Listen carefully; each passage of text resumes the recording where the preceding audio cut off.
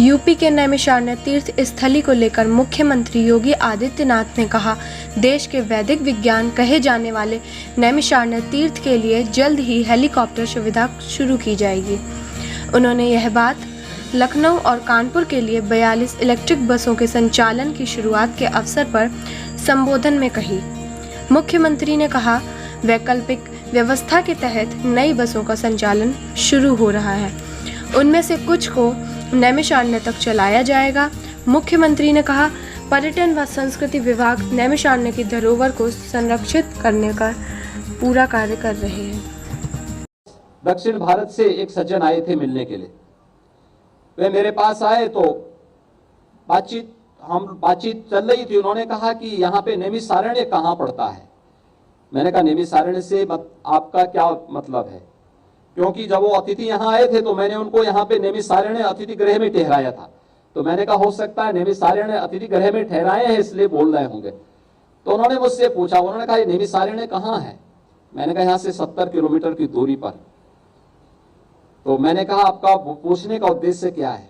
उन्होंने कहा कि हमारी जो फ्लाइट आई है वहां से, उसमें से आधे से अधिक जो पैसेंजर थे वे नैमिषारण्य जाने वाले थे। तो आखिर नैमिषारण्य का महात्म क्या है? मैंने कहा, नैमिषारण्य भारत की वैदिक और पौराणिक ज्ञान की आधार भूमि है। ये जितना भी लिपिबद्ध हुआ है, श्रवण परंपरा से उसको लिपिबद्ध करने का जो श्रेय जाता है वो नैमिषारण्य को जाता है। यानी हम लोग यहीं पे हैं। मैं लखनऊ के बहुत सारे लोगों से पूछा उसके बाद कि वे नैमिषारण्य के बारे में जानते हैं? उन्होंने कहा नहीं। मैंने कहा, कभी गए? कहा नहीं। मैंने कहा, देखो, दक्षिण भारत से लोग आते हैं, बड़ी श्रद्धा भाव के साथ नैमिषारण्य का दर्शन करते हैं और वहां पर हम लोग उसको उस रूप में विकसित आज तक नहीं कर पाए। हजारों वर्ष पहले ये कार्य नैमिषारण्य में हुआ होगा, लेकिन हम लोगों ने उस सुविधा को जो वहां पे मिलनी चाहिए थी, जिसका वो हकदार था, हमें अपनी धरोहर के संरक्षण की हम बात करते हैं और जहां से इस धरोहर को संरक्षित करने का बीड़ा हजारों वर्ष पहले उठाया गया था, वहां पर हमने उस धरोहर को संरक्षित करने के साथ ही उसके पर्यटन विकास की संभावनाओं को आगे बढ़ाने के लिए क्या किया। इस पर आज जहां पर्यटन और संस्कृति विभाग इस पर कार्य कर रहा है, वहीं मैंने नगर विकास विभाग से इस बारे में आग्रह किया कि इलेक्ट्रिक बसेज की कुछ सेवा लखनऊ से नैमिषारण्य के लिए भी प्रारंभ करने की तैयारी हो। और उसके लिए हो सकता है कुछ समय लगे, क्योंकि वहां पे चार्जिंग स्टेशन बनाने पड़ेंगे, अन्य सुविधाएं देनी पड़ेंगी।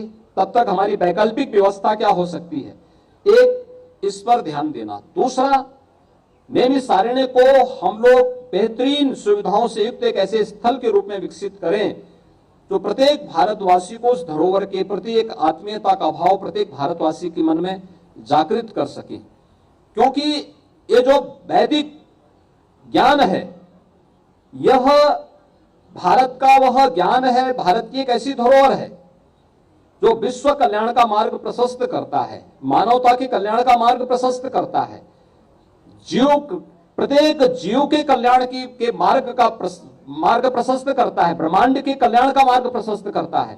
तो आखिर उस धरोहर को संरक्षित करने के लिए हमें जो प्रयास होने चाहिए, उस दिशा में आज नगर विकास विभाग के द्वारा ये प्रयास प्रारंभ हो रहा है कि इलेक्ट्रिक बसेज जो आज प्रारंभ होंगी, उनमें से कुछ हम लोग प्रारंभिक रूप में नैमिषारण्य तक संचालन करने की भी एक वैकल्पिक व्यवस्था इसके माध्यम से देंगे।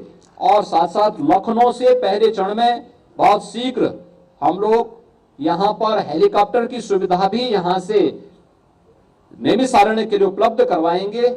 और मुझे प्रसन्नता है कि हमारे राज्य मंत्री राकेश राठौर गुरु भी वहीं के रहने वाले हैं। तो मैं इस अवसर पर राकेश राठौर जी को बधाई दूंगा कि वे आज नैमिषारण्य के लिए इस बेहतरीन सुविधा को उपलब्ध कराने में, उनके नगर विकास राज्य मंत्री बनने के बाद ये सुविधा नैमिषारण्य को आज प्राप्त होगी।